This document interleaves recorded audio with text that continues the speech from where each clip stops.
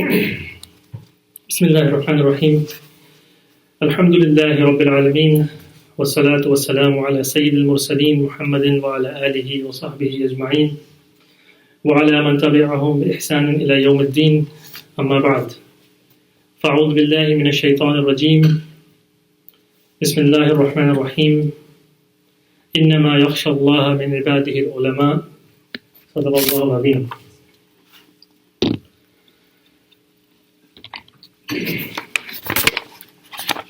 Jazakumullah khair, Shaykh Arif, for giving me an opportunity to speak to all of you, and Jazakumullah khair to the masjid for extending the invitation.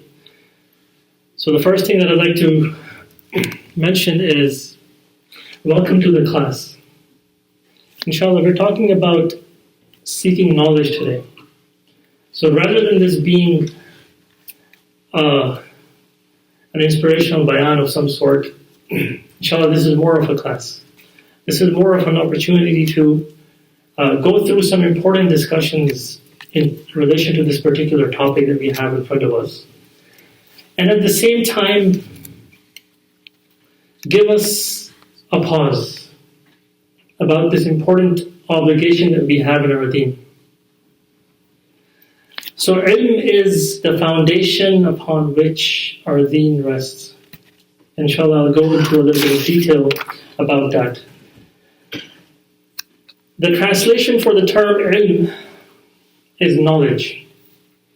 And this is how you will find it translated in any book you pick up, in any translation of the Quran.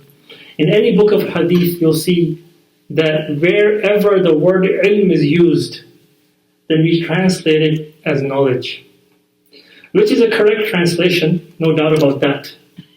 But there needs to be a little bit of clarity about that as well.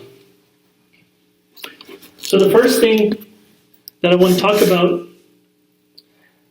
before we talk about anything, it is important that we define what it is, as to what exactly is the way to understand that particular concept and term. So when we talk about knowledge, then according to Oxford Dictionary, the most reliable English language dictionary, knowledge is defined as facts, information, and skills acquired through experience and education, the theoretical or practical understanding of a subject. So for example, we say a person has thirst for knowledge. This means that person has thirst for more and more information, for more and more facts. A philosophical definition that you'll also find in the same dictionary, it mentions that knowledge is that which is true, justified belief, certain understanding as opposed to opinions. A famous quote that is attributed to Albert Einstein, a person who indisputably possessed a brilliant mind. In that quote, which is attributed to him, it is mentioned that he said something very interesting. Information is not knowledge. Information is not knowledge. So there is a distinction between the two. And this is a partial quote. The second part will need some explanation, which we don't really have time to go into, so I won't go into that. And our teachers would often say that abundance of information, kathratul ma'lumat, does not entail abundance of knowledge, kathratul ilm.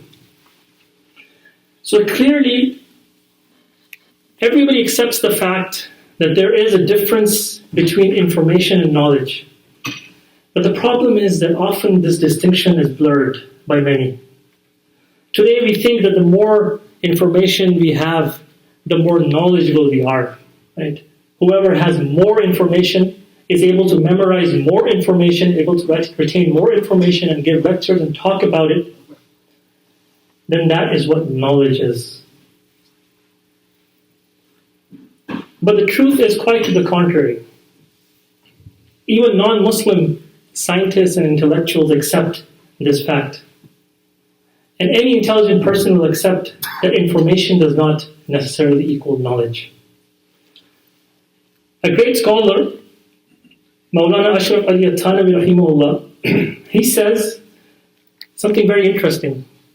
that even if you study all the books of hadith and tafsir, all the commentaries of the Quran and the hadith, volumes upon volumes, in reality, he says, all of that is also information. Knowledge is something else. He says knowledge is a light that Allah subhanahu wa ta'ala places in a person's heart. Which brings us to our next topic. What is the definition of ilm? What is the definition of ilm that we should know about? And how is this ilm defined? Obviously, the way knowledge is defined by Albert Einstein is not how we define it. We have a fundamental disagreement. Knowledge is not something merely understood by the intellect, by processing information, and through one's own personal experience, and one's own analysis, comprehension, evaluation, synthesis, and understanding based on one's limited intellect only. This is how secular scientists would define it. As for them, the intellect and its ability, intellect being the aql, and its ability to rationally understand everything is the upper limit. It's the upper limit. Aside from the fact that this is a very fallacious argument, which doesn't take into account the variations in people's intellects, and also leaves many questions unanswered about our existence and the purpose of our existence. So aside from this particular fact, for us, the ultimate source of ilm, the ultimate source of knowledge is wahi, revelation. Because wahi is from Allah subhanahu wa ta'ala directly. A source which is pure in its origin and pure in its ending. That is the heart of Rasulullah sallallahu alayhi wasallam. It originates with Allah subhanahu wa ta'ala, and it was revealed upon the heart of Rasulullah sallallahu alayhi wasallam. Hence, the origin is pure, and the container in which it was sent is obviously pure. And on top of that, one thing to keep in mind is that we don't discard the intellect. A sound intellect, an aql salim, it does not contradict the wahi. It does not contradict the wahi in any way whatsoever. The reason for that is because we are the ummah of la'allakum ta'aqilun. And we are the ummah of la'allakum tatafakkarun. So that you may reason, so that you may give thought. So this tafakkur that is mentioned in the Quran is something which establishes the fact that wahi will not contradict sound intellect, an aql salim. The great muhaddith and faqih, Mullah Ali al-Qari rahimahullah, he defines ilm as, he says, al-ilmu nurun fi qalbi al-mu'mini muqtabasun min masabihi mishkat al-nubuwati min aqwal al-muhammadiyyati wal-af'al al-ahmadiyyati wal-ahwal al-mahmudiyyati yuhtada bihi ila Allahi wa sifatihi wa af'alihi wa ahkamihi. This is the definition of ilm. That ilm is a light in the heart of the believer that is acquired from the light of the lamp of prophethood, from the sayings, actions, and states of the praised one sallallahu alaihi wasallam, through which one is guided towards Allah subhanahu wa ta'ala, His divine attributes, His actions, and His rulings. So this is the definition of ilm. Now, when we talk about the Quran and the Hadith, and all the mentions of ilm that we have, then in reference to that, whenever this ilm is mentioned in the Quran and the Hadith, one thing that we should keep in mind and we should know is that it is in reference to the ilm of the Deen. The one which we just defined now, in the definition that I gave to you, as that which is acquired through wahi, through revelation. Therefore, it would be the height of injustice and lack of understanding to include all forms of learning and information, which we call knowledge in the general sense, such as science, math, etc., to be included in this definition. And to be the same as this ilm that is being mentioned in the Quran and the Hadith. So there is a difference. That the ilm that is being mentioned in the Quran, that is being mentioned in the Hadith, that is the ilm of the Deen. It is the ilm of the Sharia. It is that ilm which Allah subhanahu wa ta'ala revealed through wahy upon the heart of His Prophet sallallahu alayhi wa sallam. There are a lot of ways we can prove this, but if we look at a few examples in the Quran, or for example, if you look in the Hadith, for example, in a Hadith, Rasulullah sallallahu alayhi wa sallam said, إِنَّ اللَّهَ لَا يَقْبِضُ الْعِلْمَ انتزاعا ينتزعه من الناس ولكن يقبض العلم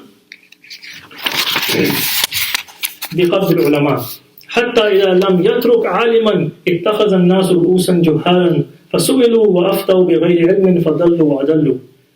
In this hadith of Sahih Muslim, Allah's Messenger ﷺ said that verily Allah subhanahu wa ta'ala does not take away knowledge by snatching it from the people, but He takes away knowledge by taking away the scholars. So that when He leaves no learned person, people turn to the ignorant as their leaders. Then they are asked to deliver religious verdicts, to give fatwas, and they deliver them without knowledge. They go astray and they lead others astray. So the ulama that are mentioned in this particular hadith are obviously who? They are the religious scholars. The ulama that are being mentioned in this hadith in reference to the ilm, it's al-ilm. It is just ilm in this hadith. These ulama, these religious scholars are being referenced in this hadith. It is not in reference to engineers and people who have knowledge of engineering or lawyers or university professors. It is not in reference to that. So we should get that clear. So these religious scholars are the experts in the Islamic sciences. And the ilm that is being referenced here is understood by the obvious words to be knowledge of the Deen. Hence, there are countless other examples to prove this point, but hopefully this should be enough. So this ilm that is being mentioned here is that which is snatched and taken away after it was granted to people through the nubuwah of our Nabi sallallahu alaihi wasallam. Therefore, when all the references in the Sharia to ilm are made, they are in reference to the ilm of the Deen. But at the same time, before we go to our next discussion, by no means does this negate the benefits of other forms of knowledge, which assist humanity and oneself to attain livelihood. Allah's Messenger sallallahu alaihi wasallam and the Sahaba radiyallahu ta'ala anhum ajma'in, in many instances, engaged in acquiring knowledge that does not fall under this definition. Right? So in many cases you will find, such as the building of, the construction of the building of the trench in the Battle of the Trench. They learned this from the Persians. This knowledge was brought to the Muslims. Or the Sahaba learning other languages. This is also something which is proven. In fact, Islamic history is filled with such examples. And as many of you know, Muslims in their golden age, they were at the forefront of scientific discovery. The virtue and the benefit of this particular general knowledge is undeniable. It's undeniable. And acquiring it with good intentions to assist humanity is indeed rewarding. So that's undeniable. But to incorrectly consider the references to ilm in the Quran and the Hadith to include such knowledge is highly problematic, to say the least.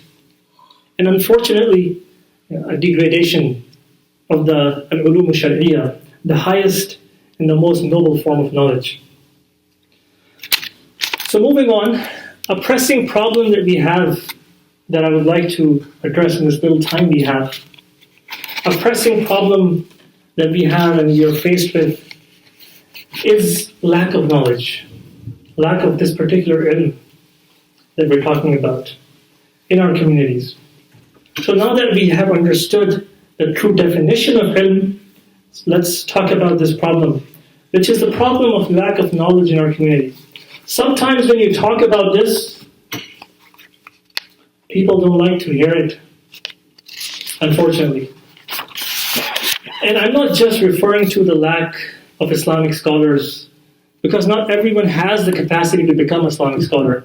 That's understood. Not everybody can become an alim or an alima.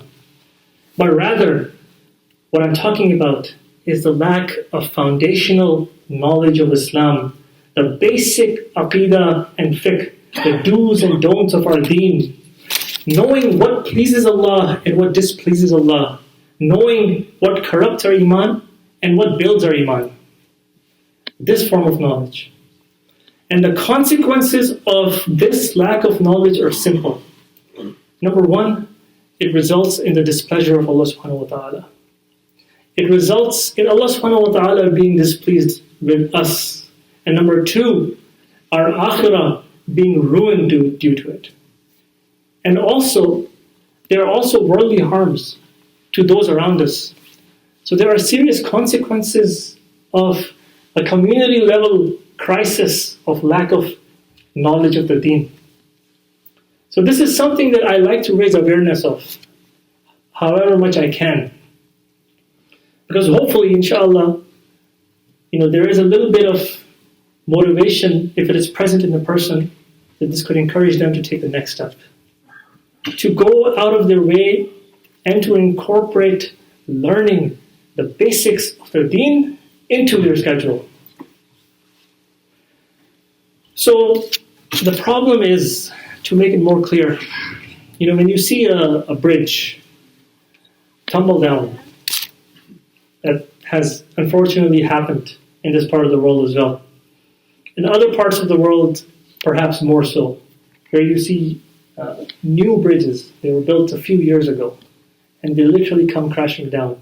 People die, cars, they go into this free fall. And you also have, for example, buildings coming down, huge architectural failures. So when that happens, who is normally blamed? Normally it is the engineer who designed that, right? That's where the blame goes. That you were the people who were entrusted in making sure, because obviously the people who were behind getting the funds to get it built had no idea how it's done. So they hired these so-called experts to do what they are good at doing, but they were not able to do it. Hence, the blame goes on them in many cases. And then it is said it is the lack of expertise or the lack of training and the lack of knowledge of this person that caused it. So ultimately, the blame goes at lack of having that knowledge that was required to make something which would be stable and which could sustain whatever it needed to sustain. And today, in the case of our community, we're building these large organizations. We're building these large projects and these large buildings and these large masajid and these large organizations without proper knowledge. Tomorrow, there will be an accountability in front of Allah subhanahu wa ta'ala. If our efforts lacked the fundamental knowledge to run these things in an Islamic way, in an Islamically acceptable way, so that it does not displease Allah subhanahu wa ta'ala, then there will be consequences for this. And not just in this dunya, not just in the akhirah, but also in this dunya. So there is a problem that needs to be recognized. The lack of knowledge, basic fundamental knowledge of Islam, it starts to show its cracks later on, when the foundation or the design of our efforts are weak. Right? So when we have done the effort, and we have done it in a wrong way, then you see the cracks later on. The results that come out of our efforts which lack knowledge, then they work against us. This needs to be recognized. This needs to be recognized in our community. So there is a problem, and it needs our recognition and our attention, because in the hadith, Rasulullah sallallahu alaihi wasallam has clearly mentioned, he has clearly mentioned this, that when ilm is removed due to not teaching it to people, then fitnas will arise. Problems will occur inside of our community. And this objective of acquiring knowledge, it is something that is applicable to all of us. You see that ayah over there, وَقُلْ رَبِّ زِدْنِي عِلْمًا. Allah subhanahu wa ta'ala says, addressing the Prophet sallallahu alaihi wasallam, that say, "O my Lord, increase me in knowledge." So this increase, this ziyada, in knowledge is something of virtue. Hence Allah subhanahu wa ta'ala is commanding the Prophet sallallahu alaihi wasallam to make this dua. If Allah's Messenger sallallahu alaihi wasallam is being commanded to seek increase in knowledge, him, then what about you and I? Just think about that for a second. The command is to our Nabi sallallahu alaihi wasallam. Allah subhanahu wa ta'ala is saying, say, my Lord increase me in knowledge. So what about you and I? What are we compared to him? Therefore I say that every single person sitting here, no matter how much knowledge you have, no matter how many years you've spent in the way of Allah subhanahu wa ta'ala learning and teaching, no matter how much worldly knowledge and degrees you have, increase in knowledge is still something that is for you. It is still something that you should seek. So this is one of the biggest obstacles in seeking knowledge. And that is that a person thinks that I have the knowledge. I have the requisite amount of knowledge of the Deen. Why do I need to go and ask somebody and learn? But you see the Quran, Allah subhanahu wa ta'ala is commanding His Nabi sallallahu alaihi wasallam to seek increase in knowledge. That essentially shuts down the entire argument. That if he is being commanded, then you and I are nothing. Hence, first and foremost, a reminder to myself and everybody else that seeking increase in knowledge is something that is applicable to every single one of us, no matter how much we may already know. So we still have a responsibility and an obligation to keep improving and increasing in knowledge. There is no limit. There is no end for this. So for us to recognize this lack of knowledge in light of this Quranic principle, this should be self-evident. The focus of our efforts then should be in seeking knowledge that benefits our akhirah. Unfortunately, another issue that we face today as a community is that the focus of our efforts, even in learning Deen, is not something that is aligned correctly with the objectives of the Deen. One of the issues is the incorrect notion that pursuing worldly education somehow fulfills this obligation mentioned in the Quran of increasing in knowledge. Therefore, we think if we've sent our kids to school and university, this is enough. Or we feel if we've become an engineer or a doctor or a lawyer or something of that nature, or a professional of some sort, then we have fulfilled our obligation of attaining the required knowledge of the Deen. That is an incorrect notion. We need recognition for learning Islamic knowledge. We are sometimes learning that, for example, which is lower priority, and forsaking that which is a higher priority. And I'll touch upon that a little bit later, inshallah. So one of the things we need to remember is we are the ummatis of a prophet who said, إِنَّمَا بُعِثْتُ مُعَلِّمًا, that verily I have been sent by Allah subhanahu wa ta'ala as a what? As a teacher. This is how he defined himself. A teacher. There are many other things that could have described him. There are many other ways in which he could describe himself, but he chose to describe himself as an educator, as a teacher. And we are the ummah who was addressed by Allah subhanahu wa ta'ala. The very first time, the first verse that he reveals is Iqra, recite. So there is a command here for seeking knowledge. And then a few verses later, and this is just the first khitab that is being given to us, الَّذِي عَلَّمَ بِالْقَلَمِ, Allah subhanahu wa ta'ala says, describing himself as the one who taught by the pen. So these are the defining features of our Deen and of our ummah. So we are an ummah of a teacher. Our first command was to recite, and one of the first things we were told was that your Lord taught men by the pen, that which he did not know. So knowledge seeking is inherent to our Deen like nothing else there is. So this is something that we should be giving a lot of priority to. If Allah subhanahu wa ta'ala made it first, then how can we make it second? If Allah subhanahu wa ta'ala gave it the first priority, then it does not behoove us and befit us to make it second. A person who is learned in the Deen is like a warrior. well equipped, going into battle, well prepared to face any circumstances and come out victorious. May Allah subhanahu wa ta'ala give us the tawfiq to be prepared like the warrior.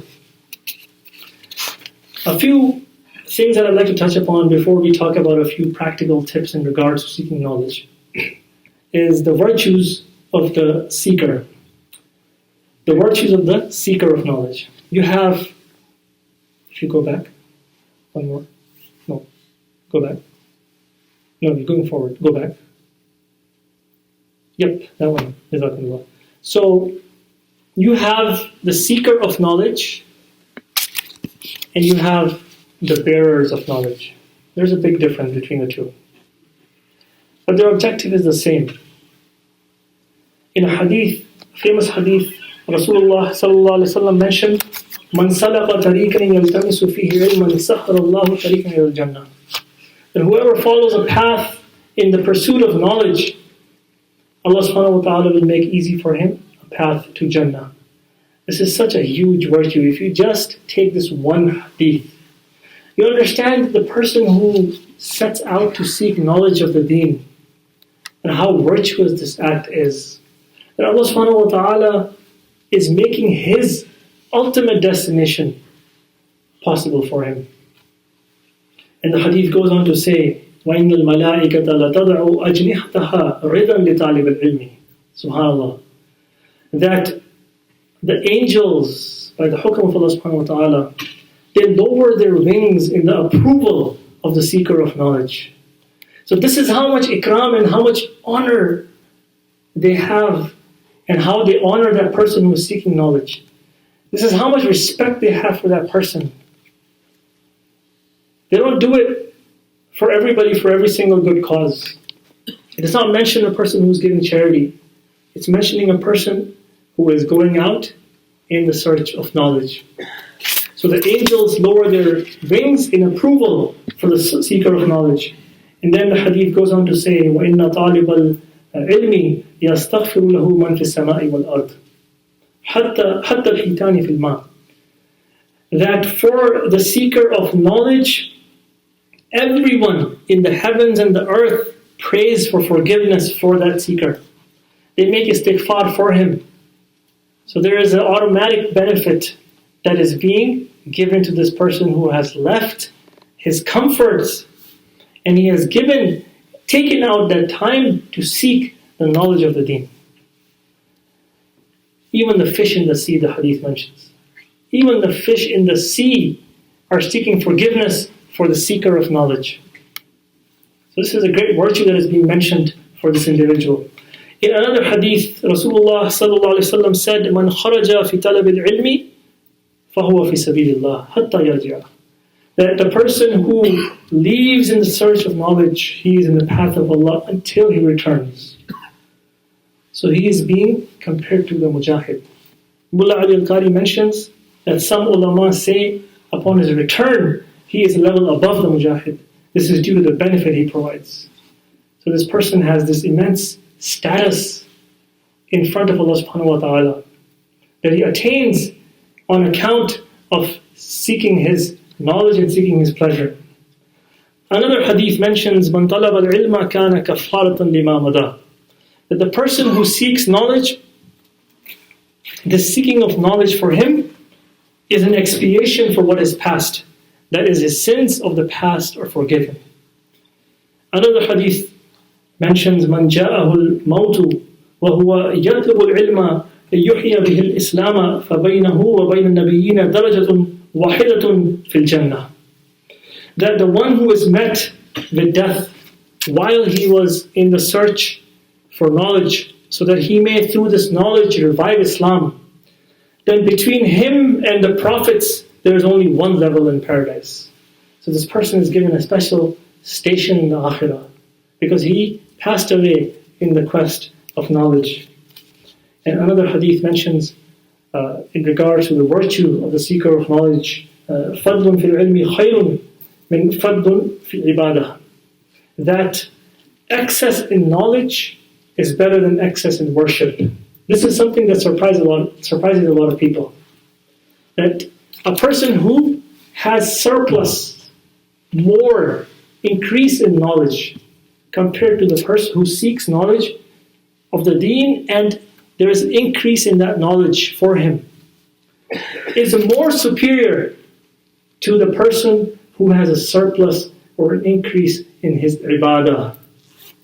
So on one hand, you have the person who learned a mas'ala.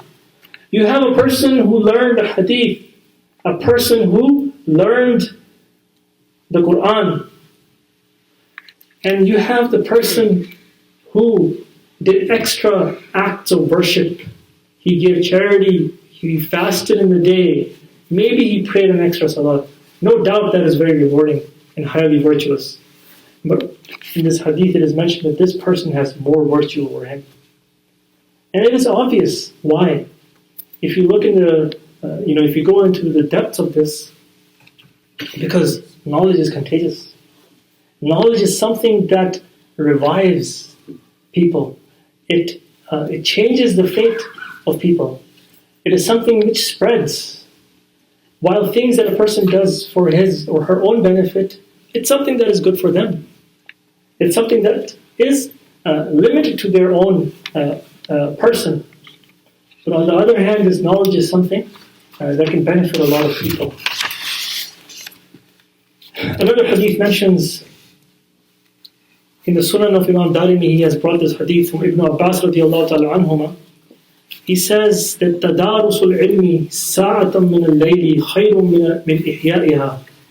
The studying of knowledge for an hour in the night, for a moment in the night, is better than spending it in worship all night. So a night which is spent in worship versus a night which is spent studying. Not even the entire night. A moment of that night. A particular moment in that night. That moment, that night is more superior to the night which was spent in worship. This is what the hadith is mentioning. Once again, this is not to downplay the worship, but rather to establish this real superior status of the person who seeks the knowledge of the Deen. Another hadith mentions that Rasulullah sallallahu alaihi wasallam, he passed by two gatherings, these two circles of Sahaba who were sitting in his masjid. And both of them, he said, Rasulullah sallallahu alaihi wasallam said about them, كِلَاهُمَا عَلَى خَيْرٍ وَأَحَدُهُمَا أَفْضَلُ مِنْ صَاحِبِهِ. That both of them are upon good, but one of them is better than the other. And then he goes on to say, أَمَّا هَؤُلَاءِ فَيَدْعُونَ اللَّهَ وَيَرْغَبُونَ إِلَيْهِ فَإِنْ شَاءَ أَعْطَاهُمْ وَإِنْ شَاءَ مَنَعَهُمْ. So about the group of the Sahaba who were engaged in the remembrance of Allah subhanahu wa ta'ala. About them he says that as for those, they are busy supplicating to Allah subhanahu wa ta'ala, and they are busy in desiring closeness to Allah subhanahu wa ta'ala. He described them and then he says, أَمَّا هَؤُلَاءِ وَأَمَّا هَؤُلَاءِ فَيَتَعَلَّمُونَ الْفِقْهَ أَوْ الْعِلْمَ أَوْ وَيُعَلِّمُونَ الْجَاهِلَ فَهُمْ أَفْضَلُ وَإِنَّمَا بُعِثْتُ مُعَلِّمًا. That as for those who are busy teaching knowledge and educating the ignorant, then they are superior. For indeed, I was sent as a teacher. So this is once again establishing their superiority, because they are engaged in an act which is, once again, something which is contagious, which is muta'addi, which is transitive. It transfers to others. It spreads. Hence, this is something that Rasulullah ﷺ, upon witnessing himself, said, because I was sent as a teacher, this gathering is more virtuous because they are busy in the act of teaching. And they are teaching the person who is ignorant. So they are bringing light to this person's heart. And then Rasulullah ﷺ, the hadith mentions, ثُمَّ جَلَسَ فِيهِمْ. He sat with them. He chose to be in the gathering which was engaged in the teaching of the Deen. In another hadith, Rasulullah sallallahu alaihi wasallam mentioned, "Inna fadl al-alimi al-abidi ka fadl al-qamari ala sa'il al-kawakib." So this is from the virtues of the ulama. So what are those? Who are those blessed individuals who have tread the path in search of knowledge, and they've gained some knowledge? About them, Rasulullah ﷺ said, the superiority of the scholar over the worshipper is like the superiority of the moon above all other heavenly bodies. Hum warathatul anbiya. They are the scholars, the scholars, the heirs of the anbiya. Innal anbiya lam yuwarrithu dinaran wala dirhaman. For the prophets do not leave behind a dinar or a dirham. وَلَا وَرَّثُوا الْعِلْمَ فَمَنْ أَخَذَهُ أَخَذَ بِحَظٍ وَافِرٍ. And they inherit knowledge, and whoever takes it has taken a great share. So this is in regards to the virtues of the ulama, the bearers of knowledge. The hadith also mentions in the Sunan of Imam Tirmidhi, he says that two men were mentioned to Rasulullah sallallahu alaihi wasallam. One of them was a worshipper, and another one was a scholar. And about them, Allah's Messenger ﷺ said, the superiority of the scholar over the worshipper is like my superiority over the least of you. SubhanAllah. This is how he established the superiority of the scholar. That it is as if my superiority over you. And then Allah's Messenger ﷺ said that indeed Allah, His angels, the inhabitants of the heavens and the earth, even the ant in its hole, even the fish, they send blessings upon the one who teaches the people to do good. So this is a virtue of an individual who is an alim. And the famous hadith in which Rasulullah ﷺ said, a portion of it we already covered, فَضْلُ الْعَالِمِ عَلَى الْعَابِدِ كَفَضْلِ عَلَى أَدْنَاكُمْ. After mentioning this in another hadith, it is mentioned, then he recited this ayah, إِنَّمَا يَخْشَى اللَّهَ مِنْ عِبَادِهِ الْعُلَمَاءِ. That only those fear Allah from among His servants who have knowledge. Allah subhanahu wa ta'ala has mentioned this glad tiding for those individuals who are ulama. That only they fear Allah subhanahu wa ta'ala in the truest sense. So there is this superiority that is being established through this. Hasan Basri rahimahullah ta'ala, in a mursal narration, he said that Allah's Messenger sallallahu alaihi wasallam was asked about two men from Bani Israel. One of them was an alim who would pray his obligatory prayer and then sit and teach people good. So this is what his schedule, his ma'mul was. He was a scholar. And he would do what is obligatory upon him in his prayers, and then he would engage in the teaching of people. So this is what he used to do. This was his schedule. And then there was another individual who would fast throughout the day and then worship all night. Obviously, if you look at this question that is being posed to our Prophet ﷺ, once again, that same comparison that I've mentioned before in the other hadith, that you have one person, it seems to us, when we look at that person, he can in no way be more virtuous than the person who is spending an entire night in worship and fasting for the whole day. But about this, Rasulullah ﷺ, when he was asked that which one was more superior, Allah's Messenger ﷺ replied that the superiority of that alim who would pray his obligatory prayer and sit and teach people good upon the worshipper who would fast during the day and spend night in prayer is like my superiority over the least of you. This hadith has been mentioned by Imam Darimi in his Sunan. So the lesson from the virtues of both the seeker and the bearer, the talibul ilm, the student of knowledge, and the bearer of knowledge, the alim, that we can take from these hadith that I shared with you is we should respect them, number one. Number two, we should support them. These two things. And we should know that this is a very virtuous path that they are upon. It is as if Allah subhanahu wa ta'ala has handpicked them. Because not everybody gets the tawfiq to be a student or a teacher of knowledge. Allah subhanahu wa ta'ala gives it to whom He wills. So in light of so many virtues, let's think that how should we react the next time we hear someone has undertaken to study the Deen at a madrasa? What should be our reaction? How should we now interact with the imam of our masjid who is an alim? So in perspective, we should keep all of these virtues in mind. Inshallah ta'ala, our interactions with them need to also improve. And they will, if we ponder upon these great virtues that have been mentioned in the Quran and the Hadith. Rasulullah sallallahu alaihi wasallam said, "Laysa minna man lam yarham saghirana wa yuwaqqir kabirana." And in another hadith, the additional words are mentioned, وَلَمْ يُبَجِّلْ عَالِمَنَا. That he is not one of us who does not have mercy on our young and does not respect our elders. This person is not one of us. He is not from my ummah. And also in another narration, he says, he is not from us who does not honor our scholars. So this is something that we should keep in mind, that we respect and we honor our ulama because they are the heirs of the prophets, alayhi salatu wasalam. Now I'd like to talk to you about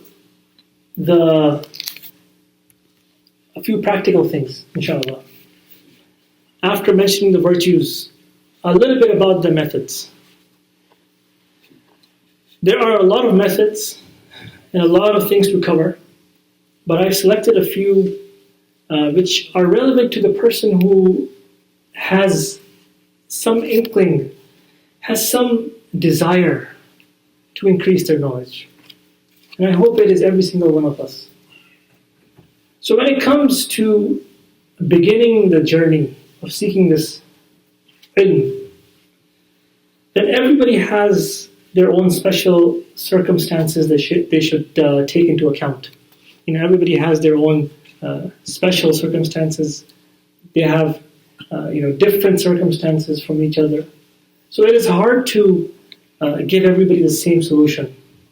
But there are a few principles that if we take into account, inshallah ta'ala, it will assist us. So number one, the first question that we should ask is, what do you want to do? Right? Do you want to become an alim?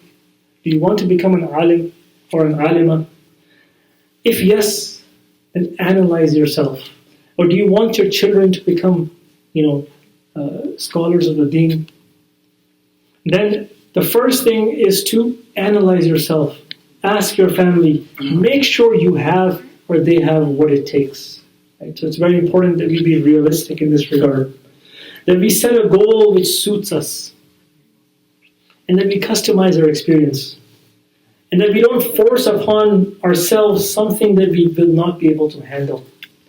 So especially for the young, for the youth. Because when you're young, you can be very excited sometimes when you undertake these grand sort of, you try to achieve these grand goals. And you set very high goals, which is great. We should have them. But at the same time, it is important that we be realistic about what we want to do. And we understand that studying the Deen, even at an advanced level, is possible without becoming a scholar. Right? Some people think that the only path to seek knowledge is through becoming an alim. That is not true, absolutely not true. None of the books of the past and the great scholars of the past have mentioned that when you talk about seeking knowledge, it is only applicable to a person who wants to become an alim. Nobody said that. So, what should be studied, we will discuss in a bit.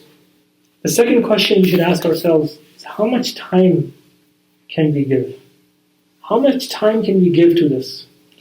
This is extremely important. People have jobs, they're in school, they're married, various commitments. And if we set a goal and we cannot give it the time that it deserves, then that's a recipe for failure. So we need to make preparations for whatever we will ultimately do, whether that's financial preparations or otherwise. And be ready to sacrifice. This is something that is very important.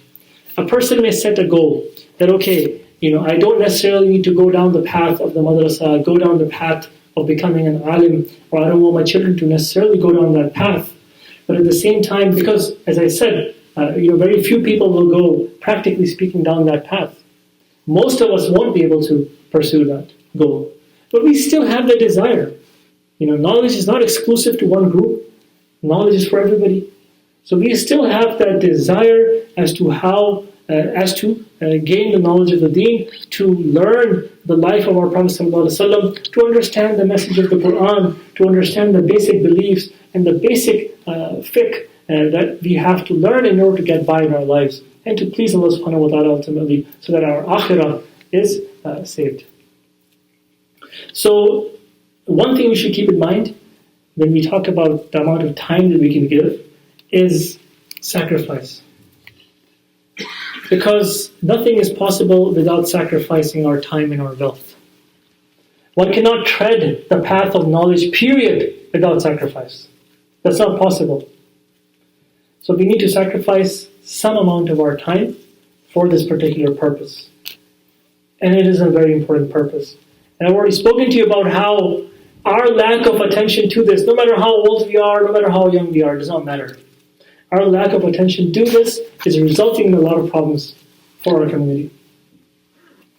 We may be doing things which are, acceptable to society, which is great, as long as it is acceptable to Allah subhanahu wa ta'ala. Right? So that's very important. So that's often the place where people slip. Our Deen has certain limitations that it puts upon us, because there are certain things which are good for us and there are certain things which are not good for us. We need to understand what they are, we need to know what they are, we need to take them seriously. That is what defines us. It is not merely calling ourselves a Muslim, but it is acting upon the teachings of our Deen. So if a person can give their weekends, for example, maybe you don't have the time to do a full-time course. Maybe you can give your weekends 2 days a week, right? And there are other options. Maybe you can give, maybe you can't give weekends, then maybe you can give a few hours per week. That's up to you to decide what you want to do. Especially the women folk. Like for them to decide what they want to do with their free time. And then once you've decided how much time you have for this, keeping in mind that you will need to take out that time. You will need to make that sacrifice to take. If you right now you think about your schedule and you can't think of that time, that's a problem. No matter how busy you are, you have to make some sacrifice, take out some time. That is practical for you. And then once you have taken out and decided that this is the amount of time I can take out, then you have to seek out the opportunities. Seek out the scholars, seek out the imams in our community, seek out the programs that are happening in your masjid. And this is the next practical step we need to take. And number 3, when we begin our journey, there's a lot of, people get very excited. There's a lot of interest in taking that first step and just going deep into the sciences of Islam. But what is important is that we keep our family on board, especially for the young people. It is extremely important to consult and to seek permission of our parents, of our spouse, or children if they're adults. Because if they are on board, if you have their support, it can mean everything. It can be the deciding factor whether you reach your goal or not. I remember when I was working as an IT person out in Silicon Valley, I decided to go and pursue an alim course overseas. So I called a scholar and I did mashwara with him, a senior individual, mashallah, who has been very valuable to me in being a mentor. I called him and I told him that this is what I want to do. And this is something that I really feel 100% about, and I've thought about it, I've done istikhara. It's not something that I'm getting into all of a sudden, but rather this is something I've given a lot of thought that I want to do this. He said, that's all great. Mashallah, it's excellent. But there's one thing, let me tell you. You're married. I was married at the time. I still am, alhamdulillah. He said, you're married. Ask your wife. If she can do it, then you can do it. If she can't do it, then you can't do it. He said, get that confirmation first. If you can get your family to support you, then that means everything can happen for you. Because you will have no obstacles. It will be both of you together in this particular cause. Same thing for young people. We don't want to do anything which our parents don't approve of. So we need to get our parents on board for whatever tasks we need to accomplish. So it is important that our parents are there to support us. And I've seen it with my own eyes, that for people who have their family support, then this means everything. And if they don't, then a lot of people are not able to get much out of this, and they lack. Ultimately, this results in a lack of success for them. So this is something that is very important, a practical tip for us to take into account. Another thing that we need to mention in this regard is that we should avoid burnout. Burnout is something that is unfortunately very common, especially in a lot of young people who get involved in various activities. So many people, because this is a large undertaking. It's a very high priority item in our Deen. It's not like volunteering for a soup kitchen, which is great, but it is much, much higher than that. So it requires your wealth, it requires your time, it requires your attention, it requires a lot of things from you.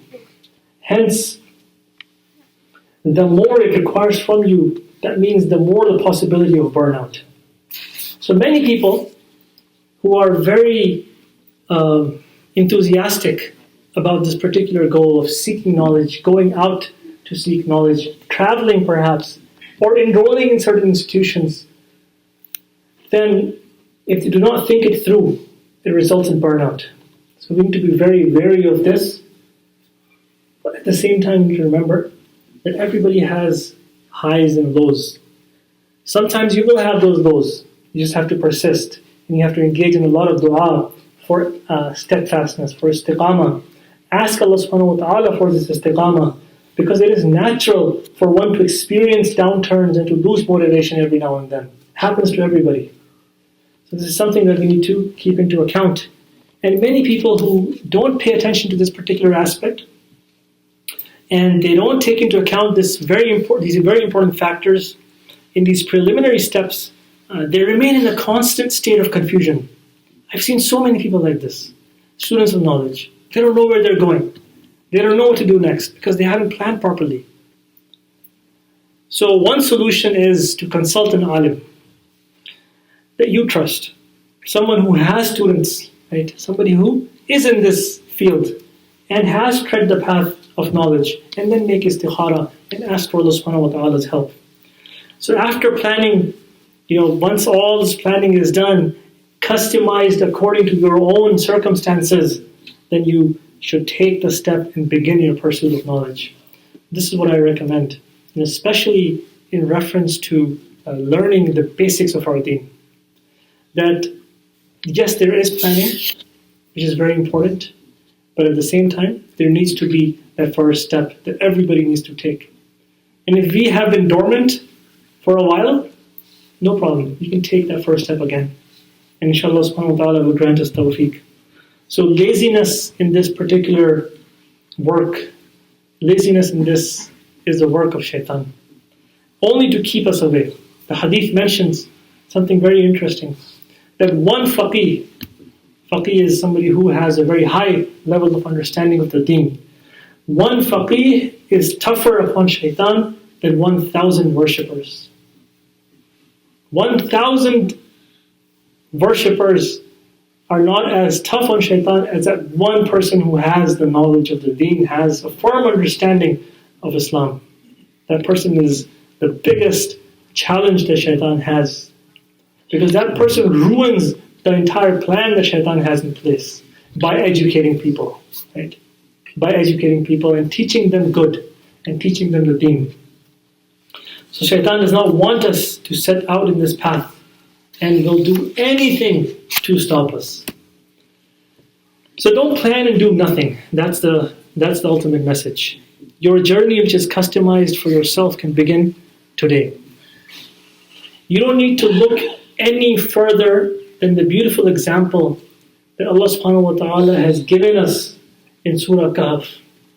If you look at the story of Musa alayhi salam and Khidr alayhi salam, that is mentioned in Surah Kahf as one of the stories, this is a story which teaches you how to plan for seeking knowledge, how to adopt the best of manners with your teacher, and how to adopt patience when faced with difficulties when pursuing knowledge, how to respect your teacher, and how to even part ways if you have to, among many other things that are mentioned in this beautiful story that Allah subhanahu wa ta'ala has given us in the Quran.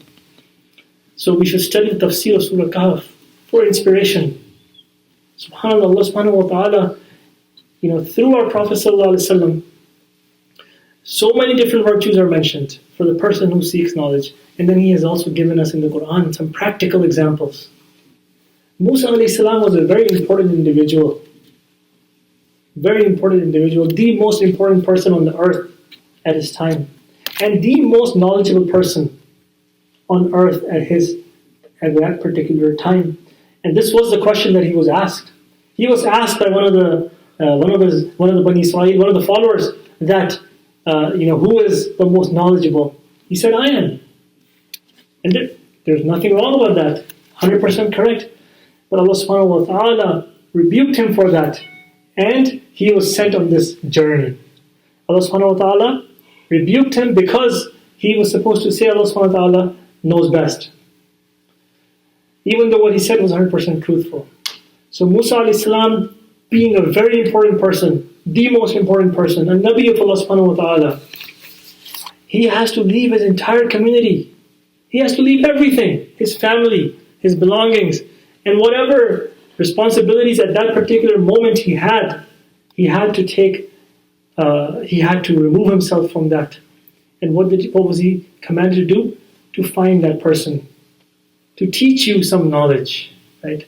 So this is what we see, that Allah subhanahu wa ta'ala, and this was after many things had happened in the story of Musa alayhi salam. If you go through it, this is not the beginning story. This is something that happened much later in his life. So we see that Allah subhanahu wa ta'ala sent him on this journey. He goes with his one servant, and there's so many lessons that we take from it, which we really don't have time to go into. If this is something that we start talking about, it will take a very long time. So I'll leave it at that. And hopefully, inshallah ta'ala, as people who want to take lessons from the Quran, this is one story that we can learn the tafsir of from the Surah Kahf. So the next point that I have is, and perhaps one of the most important discussions, which requires a lot of detail, and I will touch upon it as much as I can in this limited time we have, that what should be studied first? And number two, choosing our teachers. Who should we study with? So I'm not going to give you exact 100% answers as to go here and there, go to this particular institute and enroll. That's not the purpose here. But rather, some general guidelines. The first thing that we need to understand is the difference between knowledge that is beneficial for us and knowledge that is not beneficial for us. And when we talk about knowledge which is not beneficial for us, you have knowledge which is harmful for us also included in that. But sometimes there is knowledge which is not necessarily harmful, but it is not beneficial either.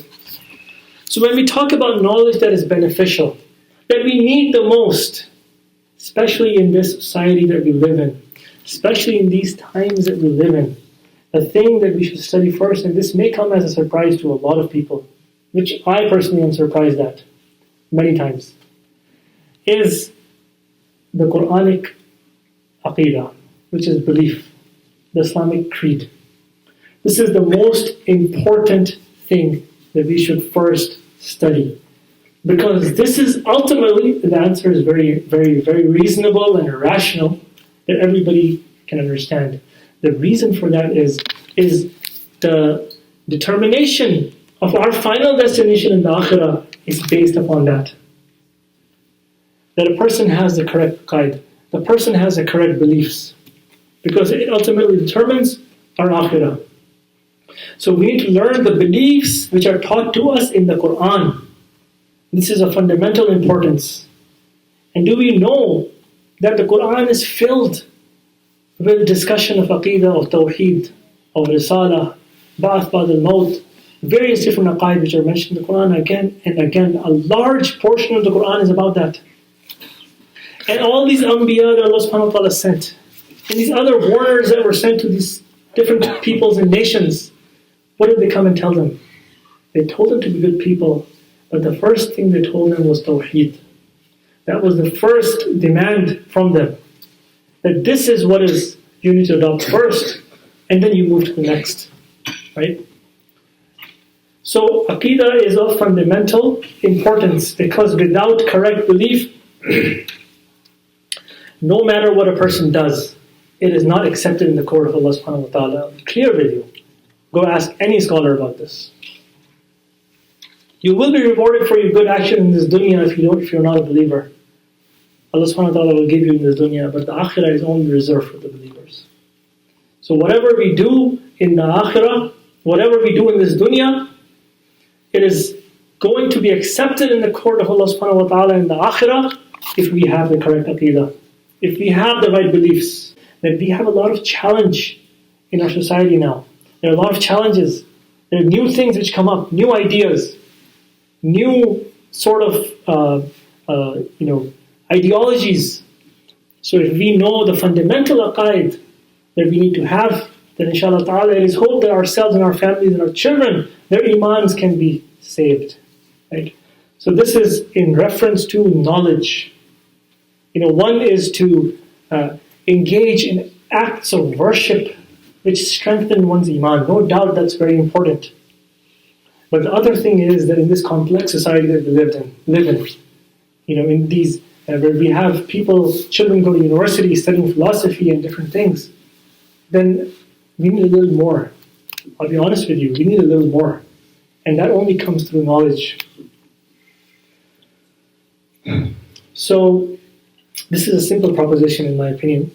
Hence, the scholars have characterized Aqidah as the most important science to study and the highest in priority. And number 2 that I've put here is fiqh. And this fiqh is whatever we are, whatever we deal with, whatever circumstances that we encounter. So do we have to pray? Yes. Do we have to fast? Yes. Do we have to give zakat? Maybe yes, maybe not. So the person who has to pray needs to learn the fiqh of salat, wudu, tahara, ghusl and all of that properly. The person who has to fast needs to know the fiqh of Sawm, of Ramadan, what breaks the fast, what nullifies the fast, what limitations are there, what restrictions are there, what is allowed, what is not allowed. The person who has to give zakat, he needs to learn it. Right? As soon as he becomes a person who is wealthy, he should learn the fiqh of zakat. The person who is going to Hajj, he should learn the fiqh of Hajj. So this is very important that we don't consider this something which is unimportant. Unfortunately, it is treated sometimes as something which is unimportant. You see that our ulama, our masajid have programs on different matters of fiqh. People say that, why aren't you talking about the Quran? Well, the Quran talks about fiqh, first of all. There's a relatively large portion of the Quran which also covers fiqh. It's not a huge portion. But at the same time, the hadith is filled with masail, many masail which are mentioned. And we have to deal with them every day. That's a reality. Right? So we need to learn that first. Number 3 is character development, which I've put. This is in reference to adopting good akhlaq, having good character. So this also could be argued as the most important, but once again, it is of little use if not coupled with correct aqidah. So as a compromise solution, what I say is to learn the tazkiyah tradition of Islam, the good akhlaq and the mannerisms of our Prophet ﷺ, which attracted so many people, as a starting point with the aqidah. So we do it hand in hand. Everything else to this is secondary. And you'll be surprised by what I say next. That even, for example, studying the Arabic language. Now, don't get me wrong, Arabic language is very important. Every single Muslim should know it. That's my personal opinion, right? Everybody should know Arabic. We should learn Arabic. Our children, we should encourage them, find ways to teach them Arabic. Because this is the language of Islam. This is the language of the Quran. But it is still secondary to these important things for people who don't speak Arabic, who don't understand Arabic. Because first of all, according to many scholars, it is not obligatory, number 1. And secondly, and this is something which will make sense, If we spend a lot of time learning grammar rules, the rules of Arabic grammar, while we don't even have our aqidah correct, or we don't even have our basic fiqh figured out. So in perspective, one should pursue, definitely pursue this goal, but it does not come first right at the beginning. It would be a mistake to do that. If we consider Arabic learning, for example, to be the number one priority, then because learning Arabic is not easy, we will for a very long time remain ignorant of basic aqaid and fiqh matters. That's a reality. I have a lot of friends, their first impulse, their first reaction is to enroll in a program to learn Arabic. And they have not learned basic fiqh. They have not learned basic aqaid. So what I tell them is that yes, your intentions are very good, they're pure, they're very good. Absolutely, you should do it. But this is going to take you a while. It's not a 1 month thing, or you'll learn it in 3 weeks or 2 weeks or 5 weeks or whatever else you have out there. It will take you some time. In that time, you'll be losing out. So you should reprioritize your learning. So this is something that I hope we can understand. Because if we are met with death in that period, and we don't even know how to pray our salat properly, or do wudu properly, or we may not have the correct beliefs, then what good was that? Right? So that's the question we need to ask ourselves. So once again, make the study of Arabic a goal. Indeed, it is a noble goal, but it has to come at the right time. So your time is utilized in the most beneficial of manners. And the final tip that I would like to cover before we end is regarding choosing teachers. So there's not a lot I have to say on this. One of the things that we need to remember is, if we have decided to learn the Deen, Allah subhanahu wa ta'ala has given us a tawfiq, a recognition to go and pursue the knowledge of our Deen. And we know now that what is important for us and what we should learn. The next logical step in this equation is to figure out, where do we get that knowledge from, right? So once again, I'm not here to give you specific recommendations on that, but some guidelines. That, remember, we have a chain to the Prophet ﷺ. We have a tradition that we didn't learn anything directly from our Prophet ﷺ. No one claims that. Nobody claims that we learned directly from him. Rather, we have a chain that goes to him. The muhaddithin have these narrators who narrate the hadith, and they are criticized, and they are studied, and they are analyzed. So we have a chain that we learn from our teachers who learned from their teachers. So hence, anybody who downplays this or does not accept this basic principle is not worthy to be your teacher. And number 2, the saved sect, which is the Ahlul Sunnah wal Jama'ah, that alhamdulillah all of us belong to. The followers of the Aimma Arba'a, the 4 Imams. Our teachers that we choose, we need to be sure that they are from the Ahlul Sunnah. Because choosing teachers is your choice. You will need to make the right choice. And you need to choose somebody who has the right beliefs, who has respect and adheres to the Ahlul Sunnah. And we don't have time to go into the details of that, inshallah, maybe in some other sitting. But this is a basic guideline. Hence I said, this is a simple guideline in regards to something which is quite complex, to be honest with you, in our society. Before we end, Allah subhanahu wa ta'ala says about the Bani Israel in the Quran, وَيَتَعَلَّمُونَ مَا يَضُرُّهُمْ وَلَا يَنْفَعُهُم, in reference to the story of Hamood and Marut. Even though the words of the Quran are in reference to them, but they also have a general meaning, which is applicable universally. This ayah, in which Allah subhanahu wa ta'ala says, وَيَتَعَلَّمُونَ مَا يَضُرُّهُمْ وَلَا يَنْفَعُهُم, and the people learn what harms them and does not benefit them. What are they engaged in? They are learning in knowledge which is harmful for them and it does not benefit them. This ayah proves that there are two types of knowledge. One that is harmful and one that is beneficial. The one that benefits is the one which benefits us in the akhirah, as I have continued to mention today. Hence we need to understand that there are harmful types of knowledge as well. And we need to avoid harmful knowledge. Harmful knowledge includes, for example, a few examples. Engaging in discussions of no benefit when it comes to like theology. For example, who created Allah? If He created everything.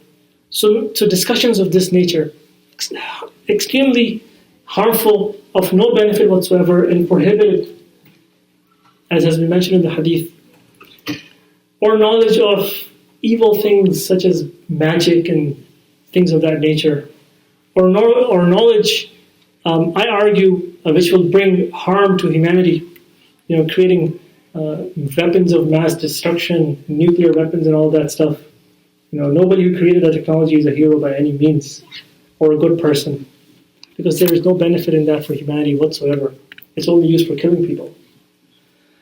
Or according to some, learning the science of debating, for regular people, excluding the ulama, it also has many ill effects. A lot of ill results for people to learn how to debate each other, right? So this some examples of harmful knowledge that we should avoid, and many others. And inshallah ta'ala, if you keep in contact with the ulama, scholars of your community, the imams of your community, inshallah they will be able to guide you in regards to this. And then we should never forget, lastly, that the most important thing in the pursuit of knowledge is to have ikhlas. Simple question that we should ask ourselves: why are we doing this? If the answer is that we are doing this to please Allah subhanahu wa ta'ala, not for any fame, bayans and all of that stuff, that cannot be the intention for learning knowledge. Learning knowledge is only for Allah subhanahu wa ta'ala's pleasure, for our akhirah. May Allah subhanahu wa ta'ala give us all the tawfiq to be those who take this very seriously, recognize the lack of it in our communities, and work towards going in a direction to increase our knowledge. Wa akhiru da'wana, and alhamdulillahi rabbil alamin.